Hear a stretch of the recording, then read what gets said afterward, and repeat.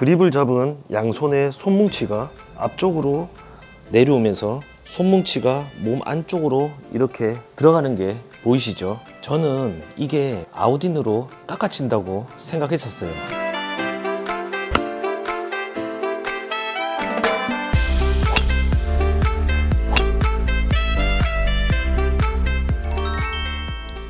안녕하세요, 김창호 프로입니다. 저는 골프를 처음 배우면서 1년 동안은 드라이브 슬라이스로 엄청 고생했습니다. 아마 여러분들도 골프를 처음 시작할 때 7번 아이언으로 골프의 기본기를 배웠을 거고, 어느 정도 기본 스윙이 완성이 되고 부랴부랴 드라이버를 배우다가 머리를 올리러 필드에 나가셨을 거예요. 아마도 대부분 드라이브 샷이 슬라이스가 나거나 이렇게 드라이브 헤드에 크라운에 맞아서 뽕샷이 많이 나셨을 건데, 저 또한 1년을 슬라이스로 고생하면서 느꼈던 건 드라이버를 치면 슬라이스가 나는데 반면에 우드를 치면 기가 막히게 똑바로 잘 쳤었거든요. 롱 아이언을 제외하고 미들 아이언, 숏 아이언 또한 잘 쳤었고요. 드라이버와 롱 아이언만 잘 치면 나도 유명한 선수가 될 수 있겠다고 꿈을 꾸며 했었던 적이 있었어요. 그래서 드라이버 슬라이스를 잡기 위해서 이렇게 인에서 아웃으로 보내기 위해서 엄청 노력했었거든요. 이렇게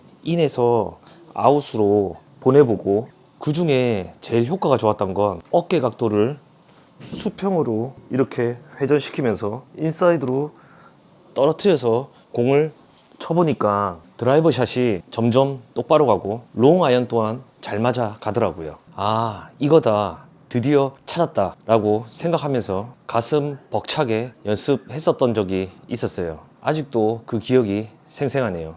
그런데 잘 맞는 건 딱 6개월 정도 가더라고요. 그래도 드라이버는 어느 정도 맞아갔는데, 문제는 땅에 있는 공을 치는 아이언샷이 점점 뜨질 않고 탑볼이나 뒷땅이 자주 생기더라고요. 지금 생각해보면 스윙 궤도 부분만 신경을 쓰고 어택 앵글이라고 하죠, 위에서 아래로 떨어지는 위치 에너지에 대한 전문적인 지식이 없었던 거죠. 그 당시 저는 그립을 잡은 양손만 인에서 아웃으로 이렇게 보내주면 인 아웃 궤도가 되는 줄 알았어요. 그렇게 연습을 하다 보니 그 당시 저의 스윙을 보면 백스윙을 해서 다운스윙 때 인사이드로 내려오면서 팔로우 스루 때는 양팔이 다 뻗어 있을 정도로 높은 하이 피니시 동작으로 바뀌더라고요. 이렇게 칠 때는 드라이버가 거리는 별로 안 나더라도 방향성은 꽤 괜찮았었는데, 땅에 있는 공을 치는 아이언 같은 경우는 다운스윙 때 너무 낮게 내려서 이렇게 올리면서 치다 보니까 클럽 헤드 밑에 두 번째 그루브 쪽에 공이 맞으면서 탑볼도 아니고 정타도 아니고 이상하게 맞으며 탄도도 뜨질 않고 7번 아이언을 135m 정도 보고 쳤으니 얼마나 힘들었겠어요. 그래서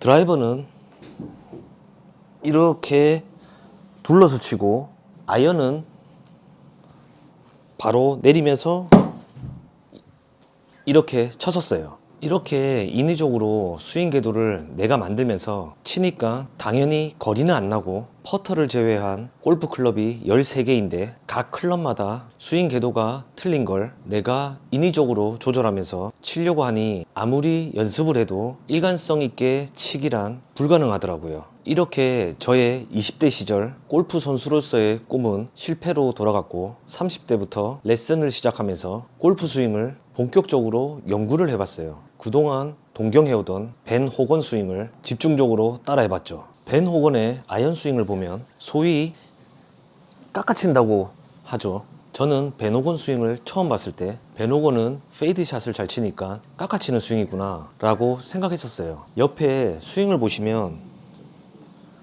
그립을 잡은 양손의 손뭉치가 앞쪽으로 내려오면서 손뭉치가 몸 안쪽으로 이렇게 들어가는 게 보이시죠? 저는 이게 아웃인으로 깎아친다고 생각했었어요. 여러분들도 대다수 그렇게 생각하실 거예요. 저 또한 이 부분을 이해하는데 너무 오랜 시간을 낭비했었거든요. 우리가 백스윙을 하면 양팔의 삼각형을 유지해야 한다는 건 다들 아시죠? 치킨윙처럼 오른팔이 이렇게 벌어지지 않게 삼각형을 모아주는 이유가, 팔꿈치가 이렇게 벌어져 있으면 클럽이 덮여져서 칠 확률이 높아지거든요. 그래서 오른 팔꿈치를 모아주고 다운스윙 때 이렇게 오른 팔꿈치를 또 안쪽으로 비틀어주면 클럽 샤프트는 이렇게 완만하게 내려와질 거예요. 이 동작이 되면 다운스윙에서 속도가 가해지면 이 클럽 헤드 무게에 의해서 클럽 헤드는 이렇게 뒤로 떨어지게 되어 있어요. 이렇게. 왜냐하면 제가 채를 대각선 앞으로 들고 양팔과 양손에 힘을 빼고 중심축을 뱅글뱅글 돌면 헤드 무게에 의해서 클럽은 뒤따라오게 되어 있거든요. 이렇게 오른팔을 비틀어주는 오른팔 외회전 동작을 하면 손뭉치는 이렇게 클럽 헤드보다 앞에 있는데 클럽 헤드는 뒤로 이렇게 떨어지게 되어 있거든요. 오른 팔꿈치를 비틀어준 방향대로 클럽 헤드가 그리는 원은 급격하게 이렇게 인해서 아웃으로 그려질 겁니다. 오른팔 외전 동작으로 팔이 내려오면 헤드는 이렇게 뒤로 인해서 아웃으로 패스가 형성이 되고요. 그리고 왼쪽 골반하고 왼쪽 어깨를 낮춰주면 그대로 떨어질 겁니다. 제가 한번 쳐보겠습니다.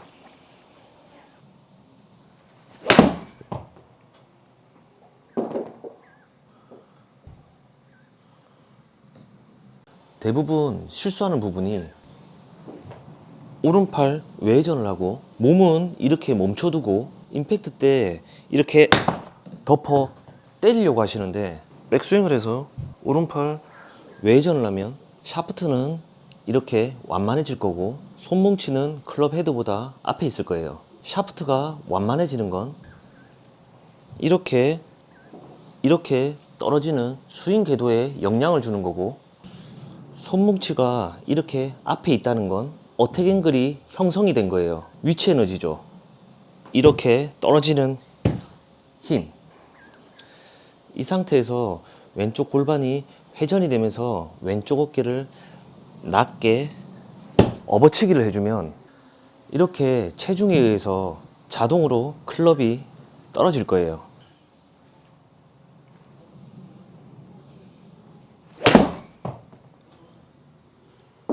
제가 오른팔 외회전 동작과 업어치기 동작을 이해하기 쉽게 분리해서 설명해 드렸는데 실제 스윙에서는 백스윙을 하고 전환 동작을 시작할 때 왼쪽 무릎과 왼쪽 골반이 리드하면서 왼쪽 어깨가 낮춰지고 그와 동시에 오른팔을 비틀어주는 오른팔 외전 동작으로 싱크를 같이 맞춰주면 여기에서 90%는 공을 치기 위한 모든 준비는 끝나는 겁니다. 그 후에 이렇게 가속을 받은 양팔만 보내주면 공은 자동으로 맞아갈 겁니다.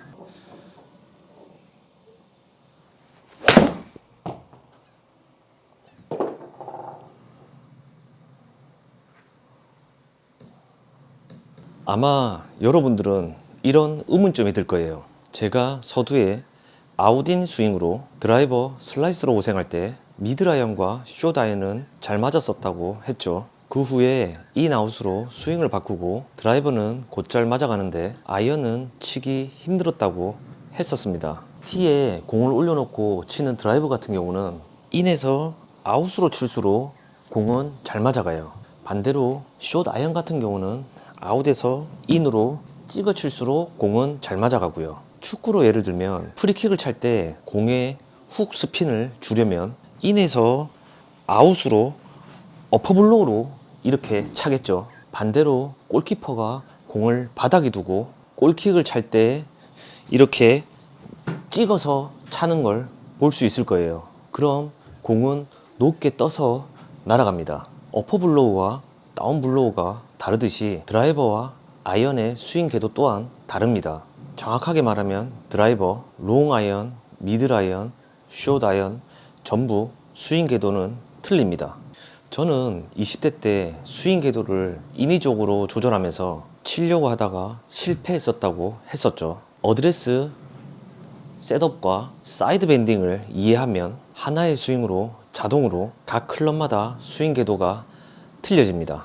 벤호건은 모든 클럽의 공이치를 이렇게 왼팔 겨드랑이 쪽에 위치시키고 긴 클럽일수록 오른발을 뒤로 빼주고 짧은 클럽일수록 오른발이 앞으로 나오면서 셋업을 했었습니다. 베노건의 5 레슨지를 보면 나와 있는 유명한 그림이죠. 아무래도 오른발이 이렇게 뒤에 있으면 임팩트 때 왼쪽 다리에 이렇게 벽이 더 잡히기 때문에 클럽이 안쪽으로 당겨지지 않고 팔로우스루가 앞쪽으로 길게 뻗어질 거예요.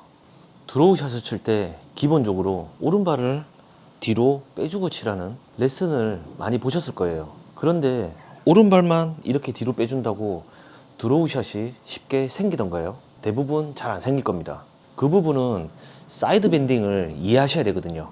오른발을 이렇게 뒤로 빼주면 임팩트 때 왼쪽 다리에 벽이 더 생긴다고 했죠. 긴 클럽 같은 경우는 왼쪽 다리에 벽에 의해서 사이드 밴딩이 이렇게 좀 더 생겨야 해요.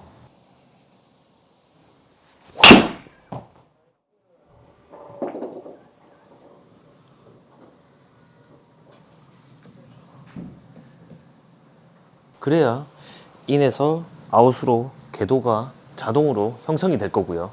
반면에 숏 아이언을 칠 때 이렇게 오른발이 앞쪽으로 나와주면 왼쪽 다리는 걸리는 벽이 없어서 이렇게 회전이 빠르게 될 거예요. 그러면 사이드 밴딩의 양은 줄어들겠죠. 여러분들은 이 부분을 잘 이해하셔야 됩니다. 베노건의 스윙을 보면 드라이버를 칠 때 사이드 밴딩의 양이 이 정도이면 아이언을 칠 때는 사이드 밴딩의 양이 이 정도로 많이 줄어 있을 거예요. 베노건은 이렇게 어드레스 셋업으로 각 클럽마다 스윙 궤도를 변화시켰고요. 현대 골프에선 양발의 정렬은 이렇게 똑바로 서지만 공 위치를 드라이버 기준으로 왼발 뒤꿈치에 두고 클럽이 짧아질수록 공 반개나 공 한 개 정도씩 안쪽으로 공 위치에 변화를 주면 스윙 궤도에 자연스럽게 변화가 생깁니다. 볼 위치가 왼쪽으로 있을수록 사이드 밴딩을 이용해서 어퍼 블로우로 이렇게 파워를 실어줄 수 있고, 볼 위치가 오른발 쪽으로 있을수록 사이드 밴딩을 줄여서 다운 블로우로 찍어서 칠 수 있게 되거든요. 만약에 숏 아이언의 볼 위치를 오른발 쪽에 공을 두고 사이드 밴딩을 많이 주면 이렇게 탑볼이 나거나 뒷땅이 생길 겁니다.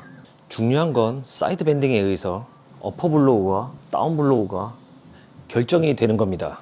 예전 영상에서 사이드 밴딩에 대해서 자세히 설명한 영상이 있습니다. 여기 위에 링크를 달아두었으니 시청해 보시면 도움이 되실 겁니다. 중학교 때 골프를 시작해서 골프 선수로서의 삶을 꿈꾸다가 결국은 실패하였지만 한 맺힌 골프 스윙에 해답을 찾고 싶었어요. 그래서 실패하게 된 이유를 찾고 싶었고 10년 동안 연구하면서 수많은 시행착오를 겪었지만 오늘 이 영상에서 알려드린 대로 제가 실패하게 된 원인을 깨닫게 되었어요. 그 덕분에 저의 스윙 이론이 정립되었고 예전보다 좀 더 쉽게 비거리를 낼 수 있고 일관성을 얻게 되었습니다. 골프 선수로서의 꿈은 이루지 못했지만 제2의 골프 인생을 여러분에게 도움이 될 수 있는 교습가를 목표로 열심히 노력하겠습니다. 앞으로 저의 행보를 지켜봐 주십시오.